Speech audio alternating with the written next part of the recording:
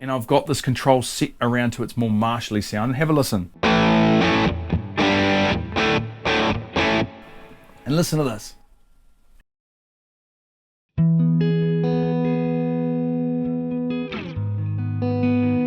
The upgrade I'm going to show you today hits all the right notes for me. I'd actually class it as an almost essential mod for most amplifiers out there for a few reasons. Firstly, it's a pretty simple install if you're keen on getting into upgrading your own amplifiers. Plus, it can be applied to loads of different tuba amplifiers, solid state amplifiers, and even some effects pedals. But most importantly, the payoff is huge. The amount of extra tones and versatility that you can get out of your amp is massive. As a little bonus today, I want to do a bit of myth busting. Now, I'm sure you've heard the story of the guy who would use his tube amplifier to cook food, so he had a little snack at the end of his gig. So just for fun, I want to see if this is actually possible.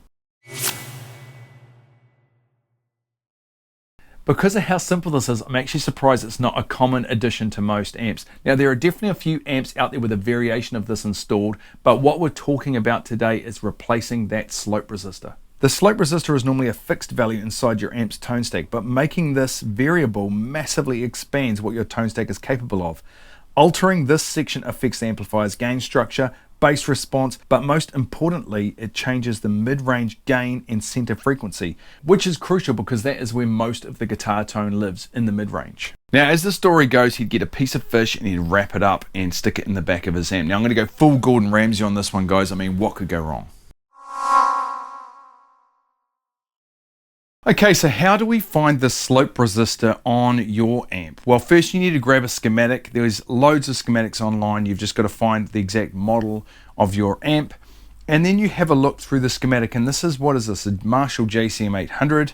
I'm going to follow this channel here, and you can sort of see this tone stack is here. This is your treble, bass, and middle controls. And this here is your slope resistor. Here's on the other channel, same thing.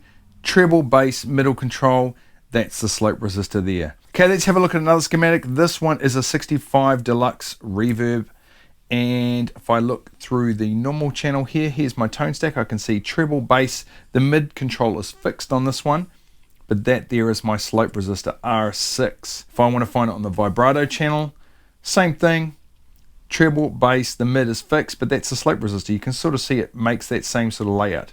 There it is there, R18. If we want to find it on a Vox is a little different actually. Let's go, this is a hand wide AC15. If I look here, here's my tone stack. I've got bass and treble. A little different, but it still works basically the same. R29, that's our slope resistor right there. Now the amp we're modifying today is the one I always modify, and it's the JCA20 that I've been modifying over and over again in a lot of these different videos. I kind of feel sorry for the thing now. It's just full of holes and mods and all sorts of stuff going on. But same deal. I just look through, find the tone stack, which is here, treble, bass, middle. Same sort of arrangement, always looks like that, and that's the slope resistor right there. In this case, it's R21. So that's how you find it on your amplifier. Just pull that schematic, look for that shape. You can sort of see it always looks pretty much the same, and that's always the slope resistor right there. Right, so we're going to prep this pot before we go on. All we've got to do is solder on one resistor, which is just a 10K resistor. It just goes on these two lugs here. So I just snip the legs a little bit. So once you've got it sitting in there, just bend those leads of the resistor around the lug. Cool, and I just solder the center lug first. I leave this one open and this one open because you're going to need a couple of wires. So you're going to have to solder a wire to this side and another wire to this side. And right, so now I've got this 10K resistor soldered between these right hand lugs of this 250K audio taper pot, and I've got a couple of wires coming out from the two outer lugs. So one wire from this lug, one wire from this lug. So now this pot is going to work as a variable resistor. It's going to, the lowest setting is going to be 10K, which is this resistor here, and its highest setting is going to be 250K, which is the value of the pot, because this resistor is going to get bypassed. Right, so let's put it inside the amp. Okay, so Plus members, I'm going to have a free schematic over my website along with a video with some extra ways you can implement this. Now, if you've never worked on amps before, please go and check out my safety video all about draining capacitors and making amps safe for you to work on because they can be pretty dangerous. And in this case, we are dealing directly with high voltage, so make sure you go over there and check that out. Now, here's the mod installed into the amp. You can see here this is R47 where that slope resistor was. I removed that out of the board. Now, with this particular amp, it's actually pretty cool. You can actually remove parts from the board without pulling the entire board out, which makes modding it awesome, okay? Sometimes you've got to pull the whole board out to get to these parts, which can be pretty cumbersome actually. Now you might notice I've got a capacitor in series with this control. This is a 100 nanofarad 600 volt capacitor. Now this is going to be blocking any voltage going into this pot, and this just makes sure there's no dangerous or high voltage on this pot which could burn it out or damage this pot in any way. Now some amps you won't need this, some amps you will. You want to make sure there's a blocking capacitor there before getting to this control because you do not want high voltage on this control. So I removed that slope resistor from here, R21, up through that blocking capacitor into our pot here, the 250k audio pot, and then out the other side back down to where this resistor came from here. So now when you turn this, you're actually changing the value of the slope resistor right from 10k all the way to 250k. So this 600 volt coupling capacitor that I added is 100 nanofarads, and that's just so it doesn't affect the EQ, because now you're going to be putting a capacitor in series with these other ones that are already in the tone stack. So using something 100 nanofarad or higher will have absolute minimal effect over the EQ that is already in this amp. Okay, one more thing I almost forgot, but you'll notice that the pot is way over here and the slope resistor location is way over here.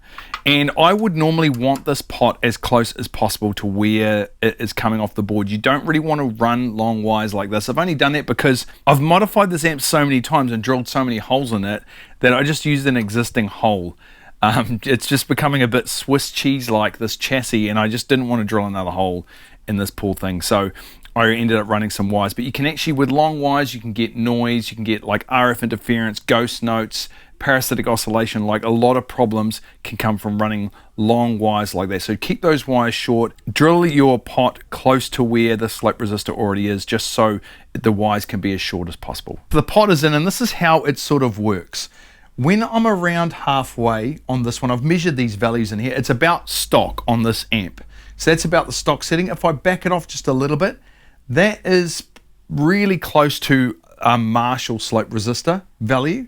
When I come around here just before we get to 3/4, that is in Fender sort of Dumble territory. Right about in this position, that's Mesa Boogie. And then you have all the range from all the way to the top, all the way to the bottom down to that 10k resistor, so 250 to 10k. Humongous range, and every time you turn it, these now, your mid-range and your bass control, which you can't see because it's just out of shot, everything works a little differently now because all these controls are interactive anyway. So every time you move this, you kind of get a new EQ, and that is just the crazy thing about this, is that you just get a new EQ every time you turn this knob. So you just end up with a humongous array of tones. It does sound pretty amazing. You're going to see that shortly. Now, it is worth noting, as I'm not sure how many people are aware of this, but every tube stage in an amplifier, and even between each stage, has its own fixed EQ and gain response. So the overall EQ or voice of an amplifier is set by so many different sections inside the amp, not just the EQ that you see on the outside. While this upgrade will get you in the ballpark of these famous amps that I just showed you here, it still won't sound exactly the same because there are so many other factors inside the amp that contribute to the overall sound and voice. But it will still sound extremely cool, as you're about to hear in a sec. So I've preheated those tubes, it's nice and roasty in there. Let's pop this fish in the back of the amp for about an hour and a half. Okay, I'm going to show you what this upgrade sounds like. Now, if you like these sort of videos, please subscribe to this channel. I do lots of this sort of stuff, projects and different mods and things like that if you like this sort of stuff. Also, check out my website as well. It's really cool. There's loads of different videos up there. There's free accounts. There's a whole free section of stuff you can download as well. There'll be links down in the description. Right, I've got everything on this amp set at about 5 at the moment. And I've got the upgrade set on its sort of Marshall-y sort of setting. And it's given me this sort of sound.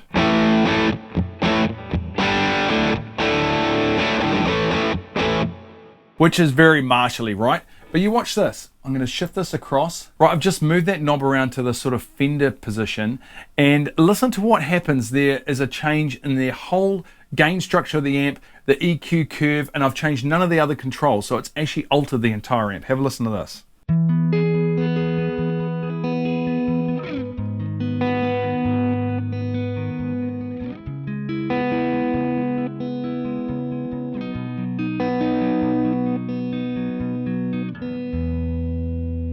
So straight away that mid-range center point has shifted, the bass response is different, the actual whole entire gain structure and feel is completely different of this amp, all by changing one control. So when you do install this in your amp and you make a change like this, you want to then explore those controls because everything's going to sort of react and feel a little bit new. Right, so here's the stock setting.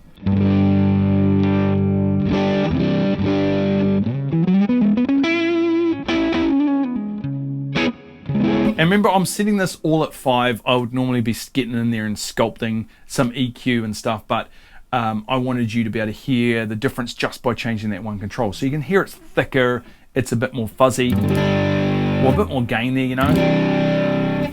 And all the way around here, this is like the Mesa Boogie.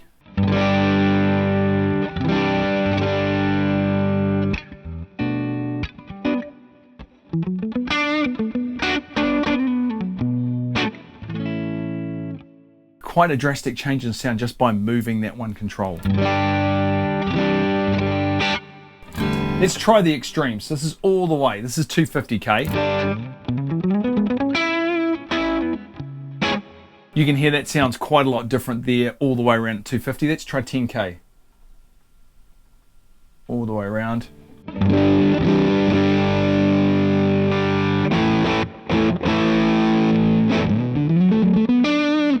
Just remember, don't be afraid to play with these controls because the amp is being designed all around that slope resistor being a specific value, and we're changing that, and that means you're going to have to compensate with different settings and different controls. So if I do that, if I go to the fender sort of setting, let's have a listen to this.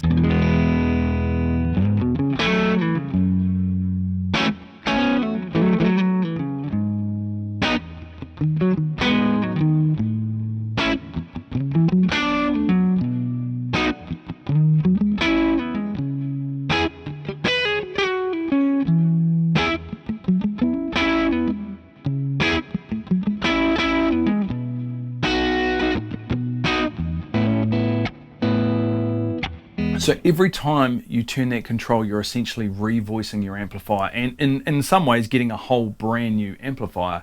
So I think it's a very powerful control. I think that a lot of amps should probably have something or some variation of this stock because it just expands what the amp is capable of. Remember, when you turn that control, make sure to explore that EQ because there will be some great sounds in there, and because there's so much range now of sounds available and the design is not restricting you, there are some really probably awful sounds as well. So you have to be able to use your ears and really play around. You'll find some absolute stellar tones in there that you just wouldn't think your amplifier is capable of. This amp's definitely not capable of this sound at all.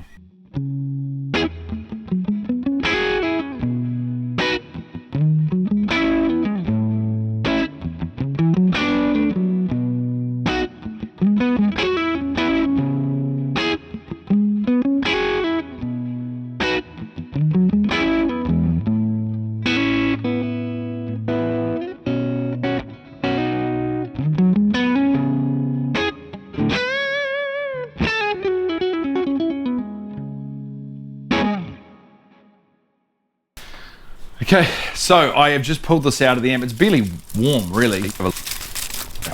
Looks amazing. Okay, it is not cooked. It's mostly raw. It tastes like uncooked fish. Sorry, I got stuff in my throat. It's so gross.